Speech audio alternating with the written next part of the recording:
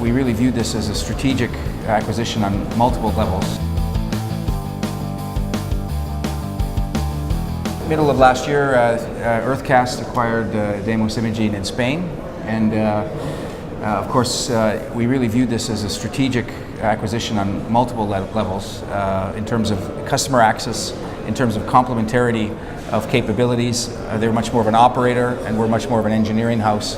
And then in terms of market footprint, in terms of they were very strong in Europe, and we were stronger in the Middle East and North America and Asia.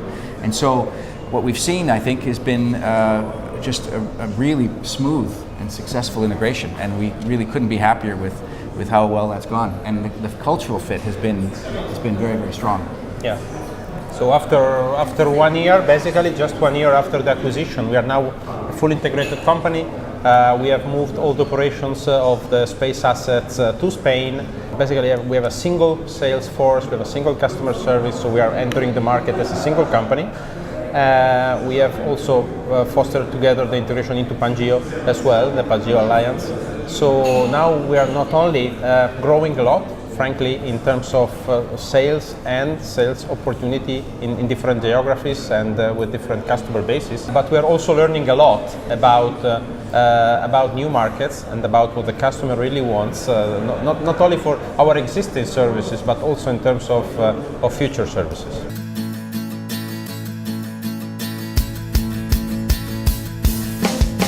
The footprint is really Canada, headquarters in Vancouver, and then we have in St. Louis, Missouri in the US, a couple of smaller offices as well, San Francisco and Boston and so forth, and then in Spain. We have three facilities in Spain, in Madrid itself, and then one north and one south.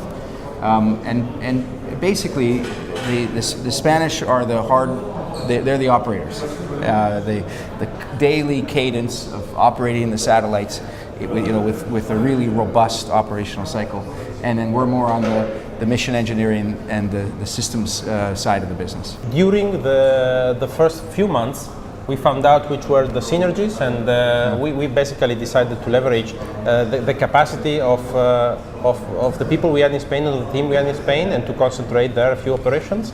And on the other side, we moved a few of the key capabilities to Vancouver. So yes, this rationalization process worked very well, and now it's completed. So yes.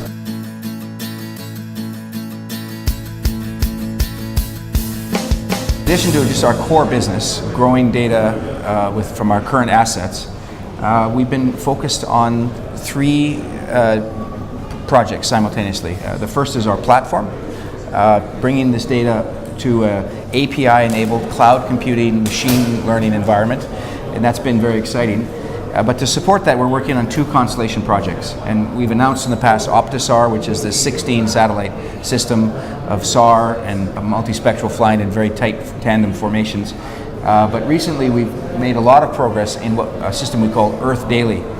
And UrtheDaily is a mission which we hope to begin operations in 2019 to image the whole world, 140 million square kilometers of land every single day at 5 meter GSD. And so that is really a mission that I think Fabrizio spoke to, that is really driven by customer demand. In fact, we've designed this system based on what our customers are saying. Why don't you speak to that, Fabrizio?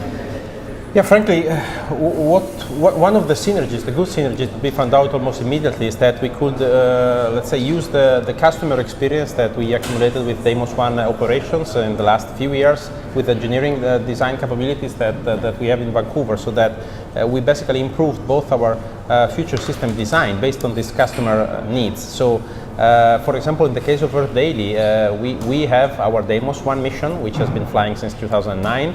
We have another medium resolution mission sensors on the ISS, which is Thea, and what we found out from our customer was not only that a continuity mission was needed, but that a better continuity mission was needed. So especially our customer drove us to define the characteristics of these future systems in terms of resolution, in terms of frequency, in terms of quality of the image. So we used all this feedback to basically design and conceive UrtheDaily as the continuity mission of our existing medium resolution assets, and design the platform assets as the way to deliver this data to the customers in a way that they can use it now and that is compatible to the way they plan to use it in the future.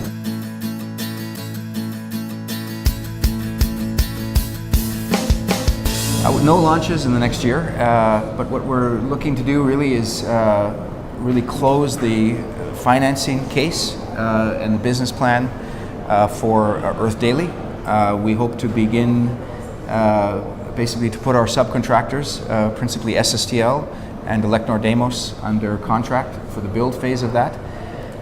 And then on OptiSAR, we're continuing to work down the path of advancing and closing the advanced contracts that we're working on.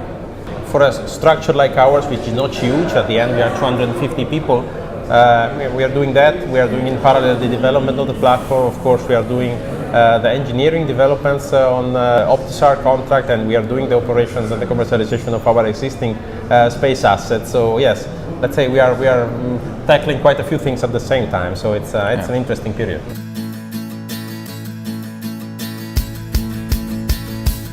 It's something we call the Framework Partnership Program. And fundamentally what it is a way of engaging our customers for UrtheDaily in a very direct way and tailoring the program to their requirements and securing their participation. And there's basically, there's some major anchor tenant kind of categories, and then there's a tiered pricing model based on how much people want to participate.